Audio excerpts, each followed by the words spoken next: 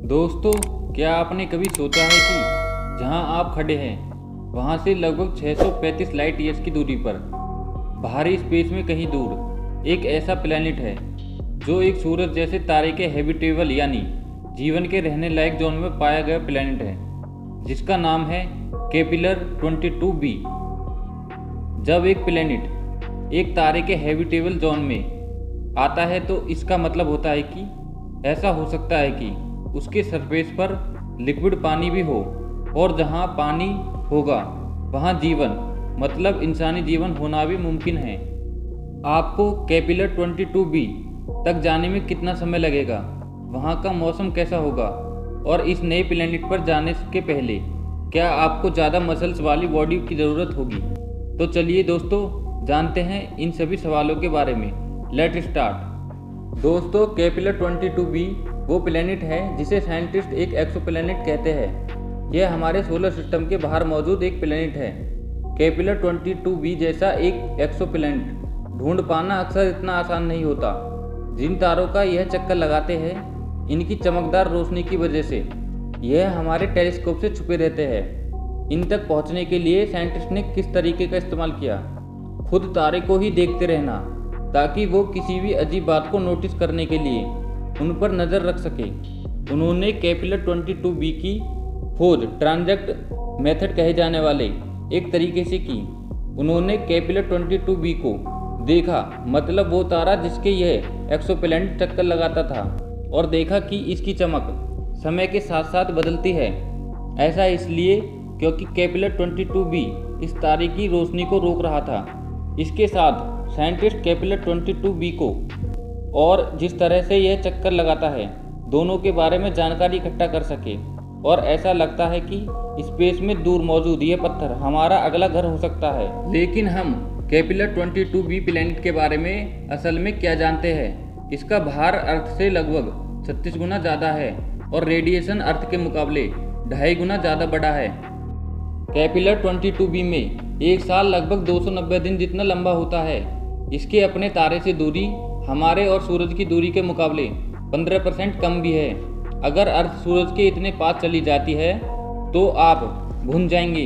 वहीं दूसरी तरफ केपिलर 22b खुशकिस्मत है कि इसका सूरज हमारे सूरज से काफ़ी मिलता जुलता है, पर साथ ही यह उससे छोटा और ठंडा भी है। तो इसके तारे के साथ इसकी नज़दीकी की वजह से यह प्लैनेट को सूरज की उतनी ही रोशनी मिलती है जितनी हमें अपने सूरज से मिलती है। केपिलर 22b का तापमान 15 डिग्री से 22 डिग्री सेल्सियस के बीच हो सकता है, मतलब अर्थ के वसंत वाले मौसम जैसा। और अगर आप मुझसे पूछे तो यह काफ़ी अच्छा मौसम है। लेकिन हमारी गैलेक्सी एक बेरहम जगह हो सकती है, और यहाँ पर हर खबर अच्छी नहीं है। कुछ मॉडल्स के हिसाब से केपिलर 22b अपनी एक साइड पर रोटेट करता है, यानी घूमता है। कुछ हद तक हमारे यूरेनस की तरह यह सुनने में उतना अहम नहीं लगता, पर उस वजह से जानलेवा मुश्किलें भी खड़ी हो सकती है।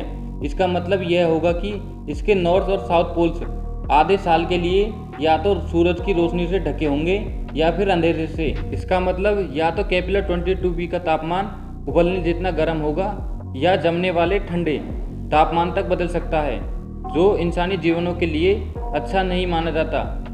दोस्तों, मैं जानता हूँ कि ये काफ़ी दुख की बात है, लेकिन अभी निराश होकर अपनी उम्मीद मत छोड़िए, क्योंकि हमारा यूनिवर्स इतना बड़ा है कि इसमें थोड़ी उम्मीद तो की जा सकती है।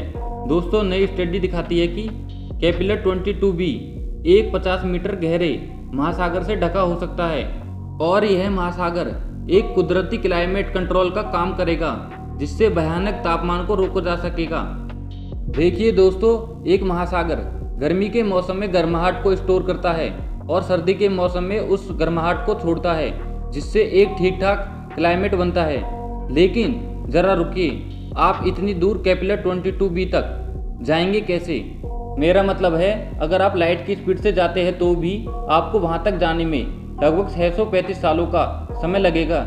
इसलिए आपका सबसे अच्छा ऑप्शन होगा कि आप इस सफ़र के लिए एक ऐसे डिवाइस में बैठकर हाइबरनेट यानी शीत निद्रा करना, जो आपकी बॉडी को उसकी कुदरती उम्र के बाद भी वैसे ही बचा कर रखे, जैसे क्रायोजेनिक स्लीप। नासा ने पहले ही एक क्रायोजेनिक स्लीप चैम्बर पर काम किया है, जो कि एक एस्ट्रोनॉट की बॉडी के तापमान को 32 डिग्री सेल्सियस तक कम कर सके। इससे कुदरती हाइबरनेशन की शुरुआत हो सकती है, जिसके दौरान नलयुग से आपकी बॉडी को पोषण पहुंचाया जाएगा और उसका वेस्ट निकाला जाएगा। लेकिन क्रायो स्लीप में भी यह काफ़ी लंबी और ख़तरनाक ट्रिप होगी। तो दोस्तों, अब आते हैं इस सफ़र के सबसे खतरनाक हिस्से पर, केपिलर 22b के बारे में। वो सारी चीज़ें जो हम नहीं जानते। सबसे पहले तो हम अब भी यह नहीं जानते कि वहाँ ग्रेविटी कैसी है। यह हमारे प्लेनेट के मुकाबले 2 गुना ज़्यादा भी हो सकती है। अगर ऐसा होता है तो एक 10 किलोग्राम की प्याज की बोरी अब 20 किलोग्राम की होगी। आपकी बॉडी पर भी इसका असर पड़ेगा। क्या आपका मौजूदा वजन 60 किलोग्राम है, तो अब अचानक 120 किलोग्राम अपने वजन को संभालने के लिए तैयार होना पड़ेगा। सुरक्षा के लिए वहां सेटल होने वाले आपके जैसे लोगों को मसल्स को तगड़ा बनाना होगा, मतलब काफ़ी तगड़ा। सिर्फ बेहद जोरदार ट्रेनिंग के साथ ही आपके केपिलर 22b पर चल पाने के चांसेस बेहतर हो पाएंगे। और एक बार अर्थ पर आपकी बॉडी बच जाए तो आपको वो सारी मसल्स पूरे 635 सालों के लिए लाइट स्पीड वाले सफ़र के लिए बचाकर रखनी होगी।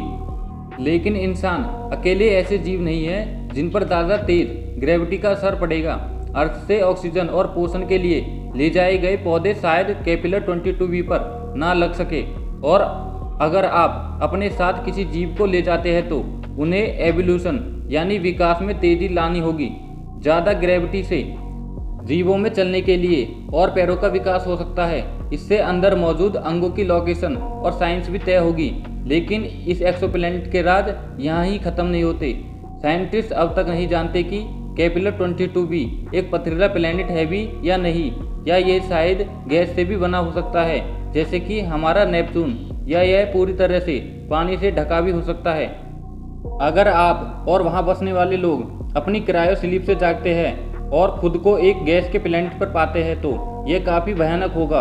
आपके पास अपना शिप उतारने के लिए भी सोल्ड सरफेस नहीं होगा, और जाहिर है कि ना ही कैंप लगाने के लिए कोई जगह होगी। ऐसा होने पर आप और आपकी टीम को प्लैनेट के चक्कर लगाने वाला एक क्लाउड सिटी बनाने का तरीका ढूंढना होगा।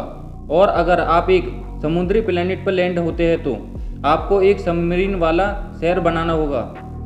अगर आप पाएंगे कि केपिलर 22b एक पथरीला प्लैनेट है तो यह आपको वरदान जैसा लग सकता है, लेकिन ऐसा ज़रूरी नहीं। हमारा वीनस भी पत्थरों से बना है, लेकिन फिर भी इसके गाढ़े एटमॉस्फेयर में मौजूद ग्रीन हाउस गैसों की वजह से यह प्लैनेट रहने लायक नहीं है। यहाँ का तापमान इतना गर्म है कि यहाँ लिक्विड पानी हो ही नहीं सकता। अगर यह केपिलर 22b के पास भी होता है तो इस एक्सोप्लैनेट पर रहने का हमारे पास इकलौता मौका तब होगा जब हम ज़मीन के नीचे रहने की जगह बनाने के लिए रोबोट्स को काम पर लगा दें। ऐसी जगह जहाँ हो सकता है कि तापमान इतना ठंडा हो कि आप उसे सह सके।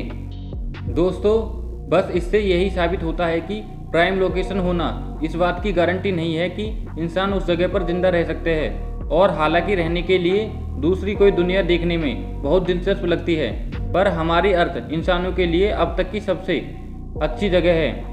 पर कभी कभी छोटे से छोटे बदलाव भी इसके बैलेंस को पूरी तरह से हिलाकर रख सकते हैं। बस 5 सेकंड के लिए अगर ऑक्सीजन की सप्लाई बंद कर दी जाए तो आप देखेंगे कि कैसे हमारे सूरज की रोशनी आपको जलाकर राख कर देगी। तो दोस्तों, यह थी मेरी केपिलर 22b की छोटी सी जानकारी। तो दोस्तों, मिलते हैं एक और स्पेस की रहस्यमयी जानकारी के साथ। तब तक के लिए जय हिंद, जय भारत।